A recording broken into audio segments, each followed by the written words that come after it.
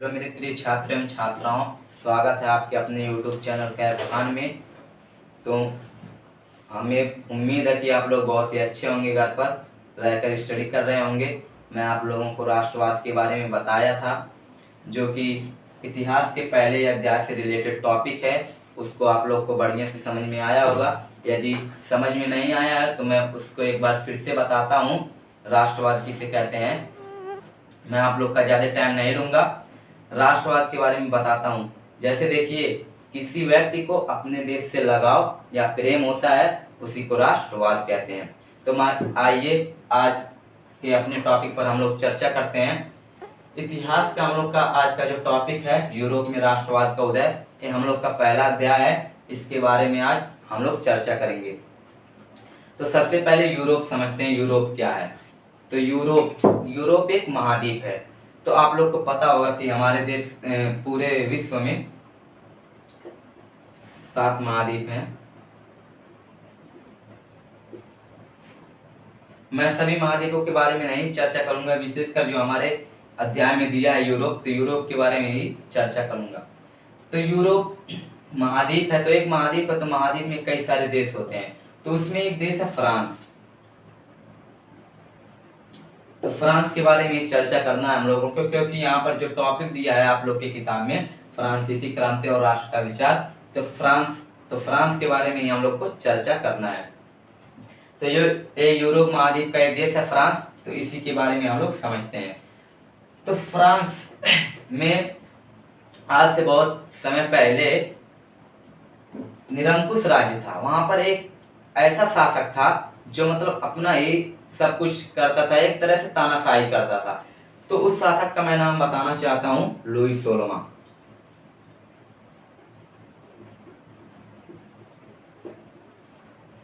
Louis 16वां जो वहां का शासक था, वो अपना ही सब कुछ वहां पर शासन चलाता था, जनता की एक भी बात नहीं मानता था। तो वहां पर राजतंत्र प्रथा चलती थी। तो वहाँ के जो लोग थे वो 3 वर्गों में बटे हुए थे, जिसमें पहला वर्ग था कुलीन, दूसरा था पादरी, तीसरा था मध्यम वर्ग। ये तीनों लोगों का समूह था। तो वहां पर राजतंत्र व्यवस्था चल रही थी। तो आप लोग को पता ही है, जब राजतंत्र व्यवस्था चलती है तो देश में कुछ ना कुछ गड़बड़ रहता है। जो मतलब राजा के हितैषी रहते हैं, उन लोग को कुछ अच्छे अधिकार, कुछ मतलब विशेष अधिकार दिए जाते हैं। जो निम्न लोग कोटि के लोग रहते हैं, उन लोग को निम्न ही रह जाते हैं। जो धनी रहते हैं उनको और अमीर कर दिया जाता है। तो यही सब कारण था वहां पर, फ्रांस में यही सब चल रहा था। तो ये जो टॉपिक दिया है फ्रांसीसी क्रांति, इसको समझाने के लिए मुझे आप लोगों को इतना समझाना पड़ा। इतना समझाएं तभी आप लोग समझेंगे। अगर इतना समझते हैं तभी आप लोग समझ पाएंगे फ्रांसीसी क्रांति कैसे हुई। तो फ्रांसीसी क्रांति कैसे हुई उसके बारे में हम लोग चर्चा करने से पहले ये जान लेना चाहते हैं कि फ्रांसीसी क्रांति होने का मुख्य कारण क्या था। तो मुख्य कारण वहां के लोग ही थे। जैसे देखिए, ये जो 3 प्रकार के वहां के लोग रहते थे, तो कुलीन और पादरी वर्ग के जो लोग थे, इन दोनों लोगों में और इन मध्यम वर्ग के लोग में काफी भिन्नताएं थी। कुलीन और पादरी वर्ग के लोग को विशेषाधिकार प्राप्त था, मध्यम वर्ग के लोग को विशेषाधिकार प्राप्त नहीं था। कुछ भी अधिकार नहीं इन लोगों का था। इन लोग की अपेक्षा इन लोग को करों की भी छूट थी और मध्यम वर्ग के लोग को कर की भी छूट नहीं थी। ये कुलीन वर्ग के लोग और पादरी वर्ग के लोग जो कार्य कर सकते थे, वो मध्यम वर्ग के लोग कार्य नहीं कर सकते थे। तो इन्हीं सभी कारणों की वजह से मध्यम वर्ग के लोग काफी पीछे हो जा रहे थे। तो ऐसा होता नहीं है कि जब मान लीजिए कोई देश है, तो वहां पर जब सभी लोग रह रहे हैं, तो जो लोग अपने अधिकारों से वंचित रहेंगे तो कुछ ना कुछ करेंगे। भाई, किसी भी देश में ऐसी अगर व्यवस्था रहेगी तो जाहिर सी बात है, जो पीछे रह रहे हैं वो आगे बढ़ने के लिए कुछ ना कुछ करेंगे, उनके जितना समान होने के लिए कुछ ना कुछ करेंगे। तो ये सब जो मध्यम वर्ग के लोग थे, ये लुई 16वां के खिलाफ विद्रोह कर देते हैं। लुई 16वां के खिलाफ विद्रोह कर देते हैं और सड़क पर उतर आते हैं। विद्रोह जब करते हैं तो ये विद्रोह 1789 ईस्वी में करते हैं, और जो ये विद्रोह है वो एक क्रांति के रूप में फैल जाता है, और तो इसी को फ्रांस की क्रांति का नाम दे दिया जाता है।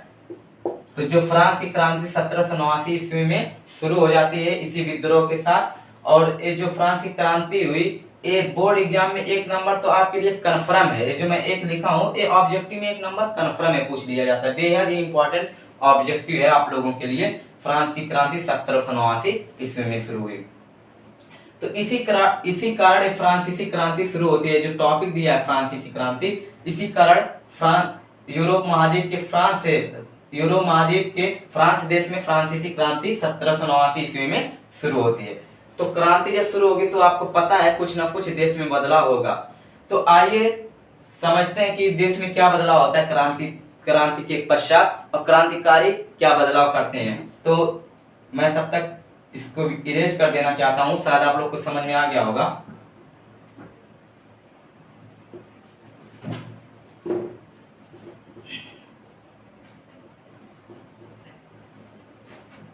तो क्रांतिकारियों ने कई सारे बदलाव किए क्रांति के पश्चात। वो जो बदलाव किए उन सबको मैं यहाँ पर लिखता हूं, उसके बाद मैं उन सभी के बारे में चर्चा करूंगा।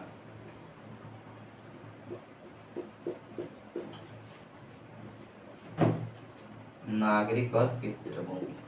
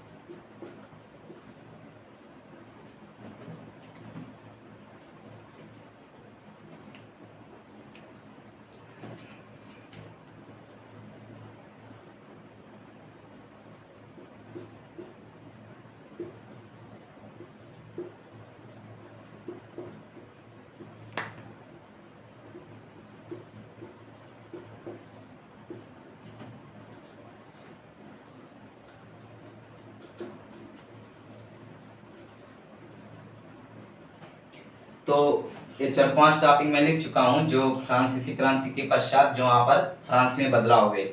तो इसमें पहला जो टॉपिक है नागरिक और पितृभूमि, ये एक प्रकार की व्यवस्था थी। इन दोनों के बारे में समझते हैं। पितृभूमि, नागरिक तो आप लोग समझ रहे हैं। पितृभूमि मैं आप लोग को बताना चाहता हूँ। पितृभूमि जैसे मातृभूमि होती है हमारी। मातृभूमि से तात्पर्य है कि जैसे हम लोग एक ही देश में रहते हैं, जो मातृभूमि हो सभी के लिए मातृभूमि है, सब लोग मतलब समान तरीके से रहते हैं। तो कहने का तात्पर्य यहाँ यह है कि नागरिक और पितृभूमि जो व्यवस्था थी इसके तहत मतलब इस व्यवस्था का कहने का तात्पर्य यह है कि वहाँ के जो लोग थे उन लोगों में समानता पैदा हुई, मतलब समानता पैदा हुई और उन लोग समान रहने लगे।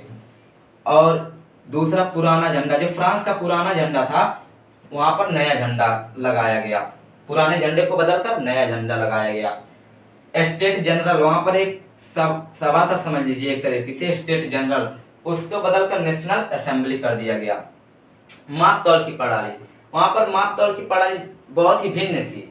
मतलब जैसे देखिए अगर आप यूपी में हैं, यहाँ 10 रुपए का एक साबुन मिल रहा है, तो आप बिहार मान लीजिए चले गए तो वहाँ 20 रुपए का मिल रहा है। इतनी ज्यादा भिन्नताएं थी। मतलब वहां पर जगह जगह बदलने पर मतलब जगह जगह बदलने पर भिन्नताएं पैदा हो जाती थी। तो माप तौल की प्रणाली भी समान हो गई, समान कानून हो गए वहां पर।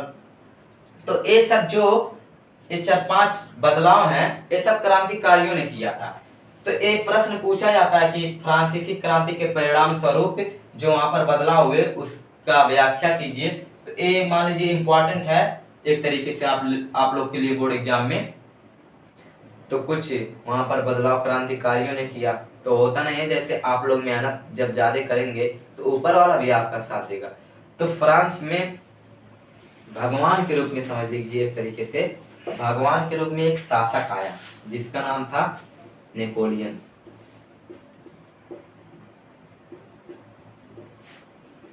फ्रांस के लिए समझिए एक तरह से भगवान थे। इन्होंने बहुत ही अच्छा कार्य किया फ्रांस में आकर। ये फ्रांस में आए और 1804 ईस्वी में फ्रांस के सम्राट बने, फ्रांस का सम्राट बने, सम्राट। इन्होंने आते ही फ्रांस में एक नीति अपनाई जिसे कहते हैं नेपोलियन संहिता,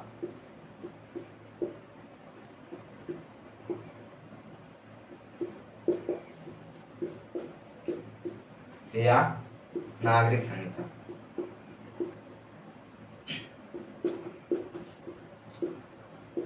ये बहुत ही अच्छी नीति थी फ्रांसीसियों के लिए, क्योंकि इन्होंने यहाँ पर जो नीति अपनाई, इस नीति में बहुत ही अच्छे अच्छे बदलाव इस नीति के द्वारा उन्होंने किया फ्रांस में। इन्होंने इस नीति के तहत बहुत ही अच्छे कार्य किए जो कि फ्रांसीसियों के हित में किया गया कार्य था। तो इन नीति में जो बदलाव थे उनके बारे में समझते हैं। पहला इसमें था भूदास प्रथा, इसको समाप्त कर दिया। दूसरा सामंती व्यवस्था, इसे भी समाप्त कर दिया। जन्म से विशेषाधिकार को भी समाप्त कर दिया इन्होंने।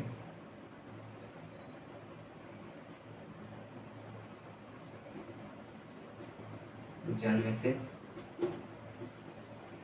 विशेषाधिकार, इसे भी समाप्त कर दिया।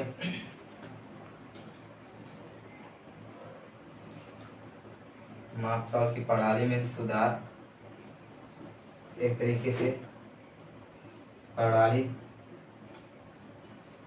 समान,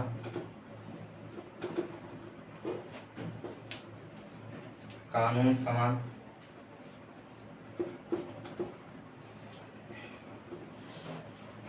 तो जो नेपोलियन जी ने फ्रांस में बदलाव किया उसके बारे में आइए बहुत ही बढ़िया तरीके से चर्चा करते हैं, एकदम बेहद आसान तरीके से।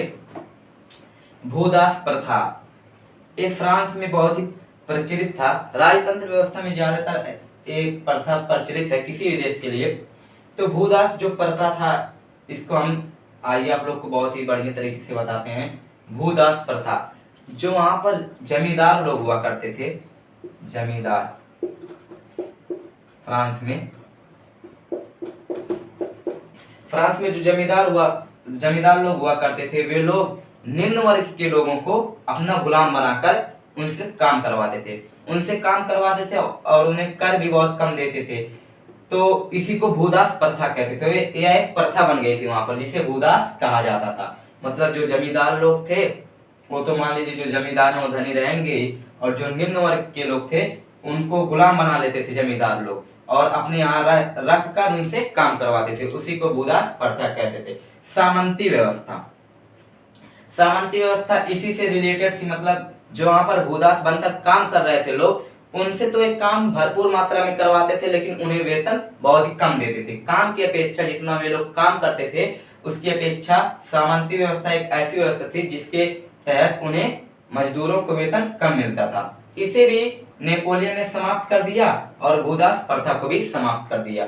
इन दोनों को समाप्त कर दिया जो कि किसान वर्ग के जो लोग थे, मध्यम वर्ग के लोग जो थे, उन लोग के बहुत ही राहत मिली उन लोगों को। फिर तीसरा जो था जन्म से विशेषाधिकार, जो उन लोग को पहले से ही मिला हुआ था, कुलीन और पादरी वर्ग के लोगों को, उसको भी इन्होंने समाप्त कर दिया। इसको समाप्त करके कुलीन और पादरी वर्ग के लोग मध्यम वर्ग के लोग की तरह समान हो गए। मापतौल की प्रणाली तो मैं बता ही चुका हूं, जो कि क्रांतिकारियों ने उसमें मतलब कदम उठाए थे सुधार करने के लिए। हालांकि पूरा सुधार नहीं हुआ था, नेपोलियन आते ही उसे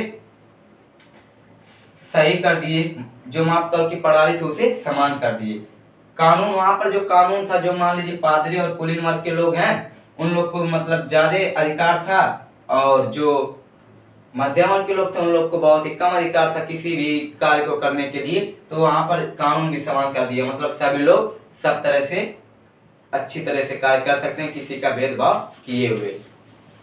तो एक बहुत सारे बदलाव किए जिसके कारण फ्रांस में काफी सुधार हुआ और नेपोलियन एक तरह से फ्रांस में एक सितारे के रूप में चमकने लगे और फ्रांस धीरे धीरे उभरने लगा।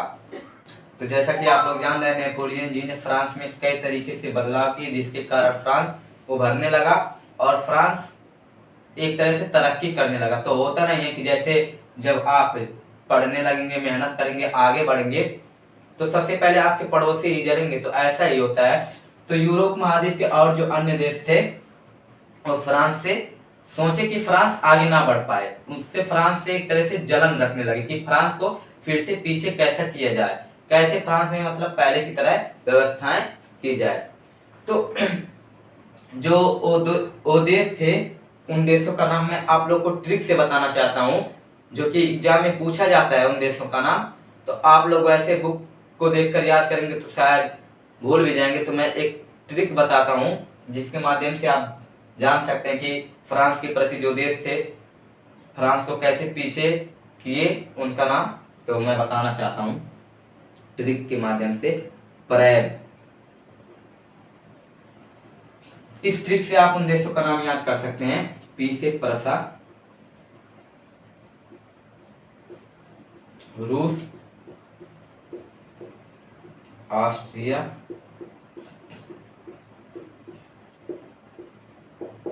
और बी से ब्रिटेन।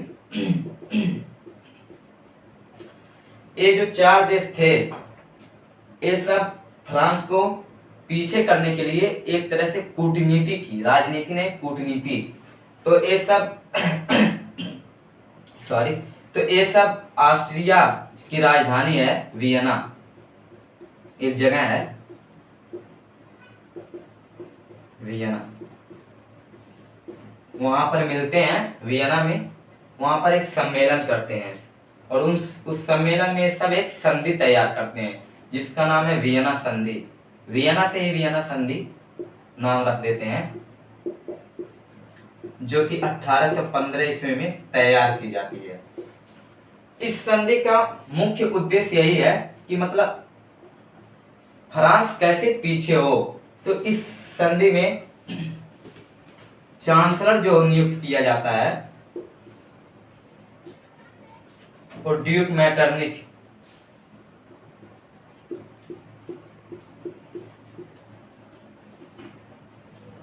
ड्यूक मैटरनिक को चांसलर नियुक्त किया जाता है, जो कि ऑस्ट्रिया से ही बिलोंग करते हैं। तो वियना संधि में क्या क्या उद्देश्य थे उसके बारे में समझते हैं। तो वही जो फ्रांस में सामंती व्यवस्था था उसको पुनः स्थापित कर दिया गया, भूदास प्रथा को फिर से लागू कर दिया गया, जन्म से विशेषाधिकार को फिर से लागू कर दिया गया, माप तौल की प्रणाली भी फिर से इधर उधर कर दी गई और जो लोगों के प्रति समान कानून बनाया गया था उसको भी छेड़खानी कर दिया गया, इधर उधर कर दिया गया, जिसके कारण फ्रांस फिर से एक निरंकुश राज्य में बदल गया। जो नेपोलियन और क्रांतिकारियों ने मिलकर फ्रांस को सुधारने का कार्य किया था, इन लोगों ने इस संधि के तहत फ्रांस के फिर से एक निरंकुश राज्य बना दिया। फ्रांस एक बार फिर से पहले की जैसा हो गया। तो इस संधि का मुख्य उद्देश्य यही था। मान लीजिए आपसे पूछ लिया जाए एग्जाम में कि वियना संधि क्या है, वियना संधि का मुख्य उद्देश्य क्या है, तो आप लोग बता सकते हैं कि वियना संधि का मुख्य उद्देश्य यही था कि फ्रांस को पहले की तरीके से बनाना, जैसे फ्रांस जैसे पहले था निरंकुश राज्य उसी तरीके से बना दिया गया। इसी फ्रांस से ये सब इतने जलते थे, सोचते थे फ्रांस आगे ना बढ़े, इसी की वजह से ड्यूक मैटरनिक ने एक टिप्पणी की है, उसके बारे में आप लोग को बताना चाहता हूं। यहाँ पर लिख देता हूं, आप लोग समझ जाएंगे।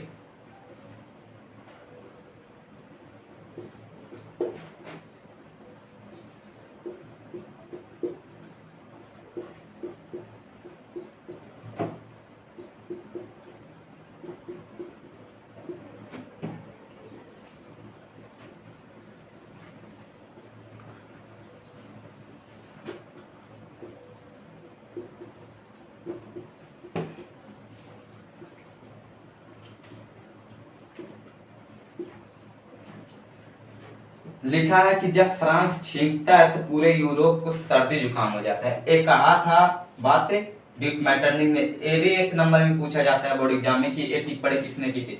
ड्यूक मैटरनिंग ने कहा था कि जब फ्रांस जीतता है तो पूरे यूरोप को सर्दी जुकाम हो जाता है। फ्रांस इतना तरक्की कर लिया था कि यदि फ्रांस में कुछ होता तो उसका इफेक्ट जान रहे हैं पूरे यूरोप में पड़ता। यदि फ्रांस में कुछ हो रहा है तो उसका इफेक्ट पूरे यूरोप में पड़ेगा, इतना तरक्की कर लिया था फ्रांस। लेकिन ये सब मिलकर प्रैब जो देश थे, प्रैब एक ट्रिक से आप लोग याद कर सकते हैं, प्रैब देश मिलकर फ्रांस को फिर से पीछे कर दिए। फ्रांस के सीमा पर कई सारे राज्यों को फिर से अलग कर दिए। जो फ्रांस कई सारे राज्यों में मतलब मिल गया था उसको भी ये सब बिखेर दिए और कई सारे राज्य अपना लिया। ऑस्ट्रेलिया को कुछ राज्य दे दिए, फिर पर्सा को दे दिए। ये सब ऐसे हरकतें करके फ्रांस को एक बार फिर से निरंकुश राज्य में परिवर्तित कर दिए। तो आप लोग के बुक में बहुत वैसे तरीके से दिया है, पहले फ्रांसीसी क्रांति और राष्ट्र का विचार, फिर यूरोप में राष्ट्रवाद का निर्माण, मतलब अलग अलग टॉपिक से दिया है। तो मैं ये जो 3-4 टॉपिक एक तरीके से रिलेट किया हूँ, ये सब समझ लीजिए आप। एक इन तीनों को एक ही तरह से माइंड में सेट कर लीजिए। जैसे मैं शुरुआत किया कि फ्रांसीसी क्रांति कैसे हुई, तो फ्रांसीसी क्रांति आप लोग समझ लिए कैसे हुई। फिर क्रांतिकारियों ने क्या बदलाव किया, ये भी समझ लिया होगा। तो फिर क्रांतिकारियों ने जब बदलाव किया तो उसके बाद नेपोलियन कैसे फ्रांस में आए, कब शासक बने, फिर उन्होंने किस तरीके से बदलाव किया। जब उन्होंने फ्रांस में बदलाव किया तो फिर फ्रांस फिर से कैसे पीछे हुआ, किस तरीके से पराया देश से फ्रांस को फिर से पीछे कर दिए। जब इतना चीज आप रिलेट कर लेंगे तो आप लोग को एक समझ लीजिए, इसको एक तरीके से एक इंपॉर्टेंट टॉपिक बना लीजिए। जितना मैं टॉपिक इसमें बताया उसको एक बना लीजिए। जब इतना आप लोग को क्लियर रहेगा तो आप एक एक जो पार्ट है समझ लीजिए, एक तरीके से जो इस अध्याय का पार्ट है उसको एक बढ़िया तरीके से आप समझ सकते हैं। तो इतना आप लोग समझ लेंगे तो आप लोग काफी ये सब जो टॉपिक मैं बताऊं ये सब समझ लेंगे तो काफी आप लोग को इंटरेस्टिंग ये चैप्टर लगेगा। वैसे नहीं तो मैं भी बता देता फ्रांसीसी क्रांति और राष्ट्र का विचार, फिर यूरोप में राष्ट्रवाद का निर्माण, फिर उसके बाद आता वियना संधि और इस सब के बारे में। तो वैसे मैं भी पढ़ा सकता था और टीचरों की तरह, लेकिन मैं सोचा कि नहीं आप लोग को इस तरीके से बताऊंगा तो आप लोग शायद रिलेट कर पाएंगे। तो उम्मीद करता हूँ आप लोग को जो मैं पढ़ाया हूँ आज वो आप लोग को समझ में आया होगा। तो बहुत सारा प्यार भी मिला पिछले वीडियो में, मैं बहुत खुश हूँ आप लोगों से। और आप लोग ऐसे ही पढ़ते रहिए और आगे बढ़ते रहिए, मेरी यही कामना है ऊपर वाले से। तो मिलते हैं नेक्स्ट वीडियो में, यूरोप में राष्ट्रवाद का निर्माण कैसे होता है। तो थैंक यू गाइज।